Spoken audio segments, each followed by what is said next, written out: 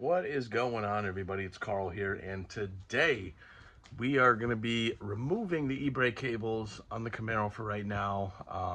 I said before, getting them to work properly is going to be next year's deal, not right now. But I have a car show I want to take the car to tomorrow morning, and the problem is one of the e-brake cables is rubbing on the drive shaft, and I already drove it like 300 miles and I did not know what that sound was. And then I finally got it up on jack stands and I figured it out right away. So what I got to do is take out the inner cable, right, for the e-brake. And I'm going to pull those out because I can just pull them out easy. And then really what I'm going to do is I'm going to buy another e-brake cable kit next year. You know, they're only $100 from Willwood, so not a big deal. I'll just cut the casing, and actually I may have extra casing from the last kit from messing up the first time, and it might even be long enough to even try it, you know, and maybe I don't even have to buy the kit. But what I'm gonna do is I'm gonna save the inner cables because I know they're the right length, and you know, I can just pull them out, and then we'll just trim up the casing, get it out of the way, and then next year we'll get it fixed. So let's get out of the car and show you what's going on. So as you can see here, let me zoom out a little bit. You can see this casing on the passenger side at one point just started rubbing on the drive shaft, and you know, left a little bit of a groove in there, but it is what it is. It should be structurally sound still. It's not that deep or anything. But it's got to go because it's only going to get worse, and then your drive shaft will get weak. And so the easiest thing is, I got to show you up here is where the inner cables, if you can see it, it's so hard with a torque arm and drive shaft, but you loosen these set screws and you can pull the cables pretty much right out from the brake caliper. And then literally what we got to do is maybe try to, once we get the cable out, we can see, we can pull this out and then we can cut it. I got to cut that zip tie. I'll just cut it up here somewhere out of the way, and we'll just forget this ever happened. Yeah, because I think I gotta, on the other end, I have to, I don't know if you gotta loosen off the nut and you can just pull the casing out, or it's all one piece. And see, that's where I think I need to buy a new kit. Yes, because one end is completely finished, and then the other end, you kind of make a makeshift end up here.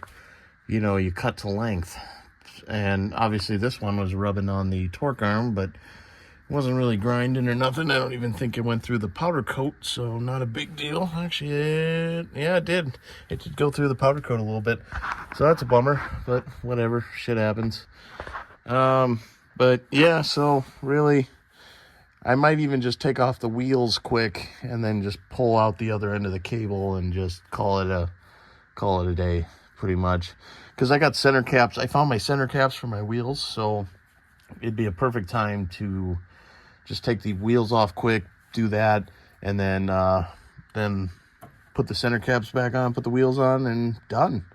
So yeah, like I said, you got to take this Allen wrench and undo the other set screws, which I'll do off camera because it's a lot easier, because it kind of requires two hands to pull that out of the way so I can at least get an Allen wrench in there. Otherwise, I'm just, you know, if I had 3 arms, this would be perfect, but I only have 2. So, yeah, so I'm going to take the other side off quick, and then we'll pull out the cables, and then we'll take the wheels off and figure out what we got to do then. So really all I got to do is I got to pop out this spring right here, and then there's a nut right behind that bolts to the casing there through the bracket. And then you can just pull the casing out and it's a done deal. And then I gotta go cut the zip tie on this side. But so let's pop that spring out. Spring is out, and you can see the nut is right there, and I should be able to just undo that and pull it out. And just like that, the nut's out and the cable is free. So now I gotta go cut the zip tie underneath and pull it out. Got the cable housing pulled out, and yep, you can see that's the culprit. Is just slowly grinding away. And it's unfortunate, but lesson learned, right? So we got that done.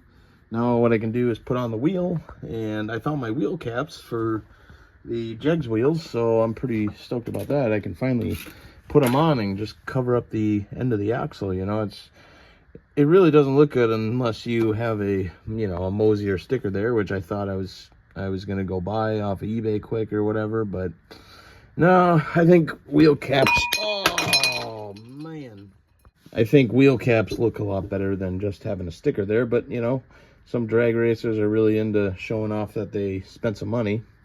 You know, I mean, their whole car is just to show off that they spent money, but you know. Anyways, so we'll get the wheel back installed, put these on with them, and job should be done today.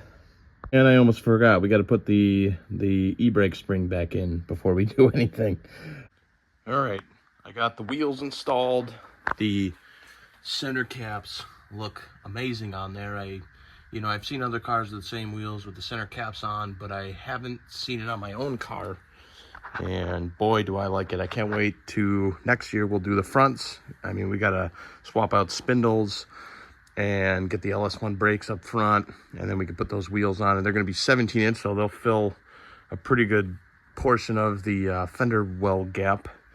Back here, you know, I could run bigger wheels, but really I should just get wider wheels, like 15 by 10s, and then run, you know, a wider tire, which would make it taller too, and everything would fit better. But that's for a different day. But we did make it to the car show, and it was awesome. And there might be a hint in the future here that we might be purchasing an old 50s car. I talked to one owner that was selling a 53 Chevy. We'll see how everything works out.